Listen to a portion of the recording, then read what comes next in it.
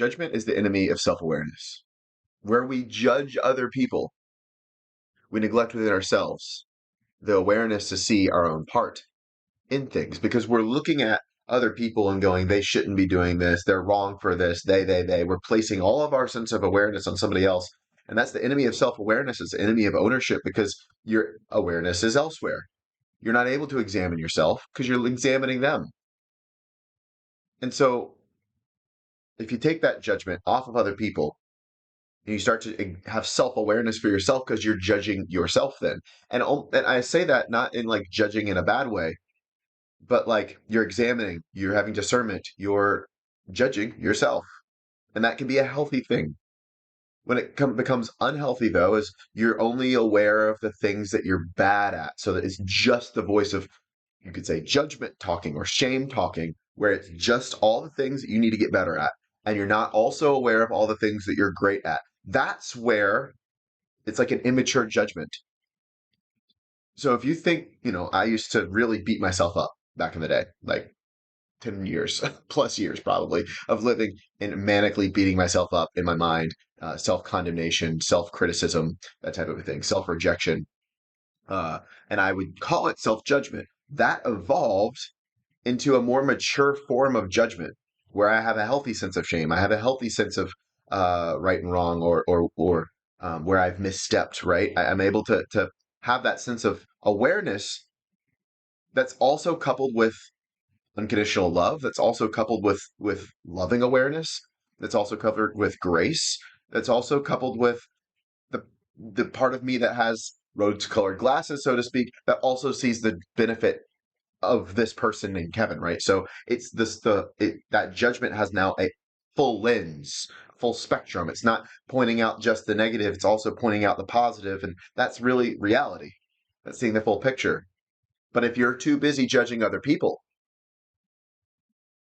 your awareness is elsewhere, you can't have that sense of self-awareness. And it starts from my experience in recognizing that you're judging somebody else and then having the awareness of why am I doing this? What is it in me that's needing to do that externally?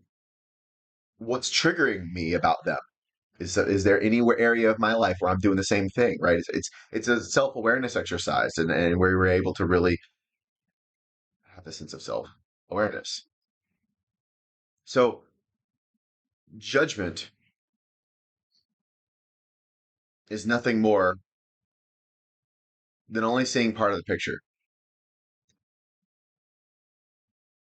Because then we start talking about forgiveness, and then we start talking about compassion. And to forgive the unforgivable takes ownership, which sounds weird, but it also takes compassion and it takes courage. And it's a reminder that we forgive for ourselves. We don't forgive for the other person. And it doesn't null or negate what happened or make it right by any means. There's a quote that's like unforgiveness is or anger is like drinking poison and expecting your enemies to die. It's affecting you. It's affecting your spirit, the spirit of judgment and condemnation on the other people, the spirit of unforgiveness and holding on to grudges like that just rots your own bones. You set yourself free in the process. And I think from again experience, we don't do that because we hold on to no, but our sense of self-righteousness. I'm so right. This was so wrong. And if I let this go, then maybe it means it's okay. Maybe you go without, what's the word I'm looking for? Maybe you get off the hook, right? You no longer have justice, or there's no justice in this situation. So I'm righteous to be angry. I'm righteous to hold this grudge because then there's no justice. Otherwise, it needs to happen. And justice can happen also in the vein of forgiveness. It's expanding the consciousness to see that you're not Like justice doesn't have to happen in an angerly fashion. You can have a lot of love and still bring justice to the table. You can have a lot of compassion and understanding and still bring justice to the table. And I think that that's honestly the role of a father figure. But we're lacking that in society massively in a healthy way, right? Think of the love of a father disciplining their kids. It's out of love. It's to shape them, it's to mold them, it's to guide them, it's to bring justice to a situation, especially if they misstepped. But it's ultimately to teach them, and it's all out of love. Again, ideal father figure, healthy masculine type of conversation being had here. I know people have experiences otherwise. And I think that that's part of the confusion on why we monkey see, monkey do. We just start acting out what we've experienced. And that gets to bring a lot of compassion for you. And we can't give what we don't have. And so when we start to forgive ourselves for the things that we've done to misstep, when we start to have that sense of judgment mature and start to see the parts of us that are also beautiful and claim it not from an egoic way, but just like knowing what you got. You don't have to flaunt it, but you know what you got and you can rest in what you have. And you don't need the world to see it. It's to come from. Is it solid in your awareness, or are you having to shove affirmations down your brain to fabricate a sense of identity? It's where you're resting your identity plays a huge role in all of this. Is your identity in your soul? Is your identity in your mind? Is your identity in your thoughts? Is your identity in your emotions? Is your identity in your body? What controls your sense of self esteem? That's where you'll know where your identity's at. I'm writing about this in my book, by the way. And yes, I'm writing a book. Finally, fucking finally. It's coming out sometime this year in 2025. Is the intention. I'm almost done with it.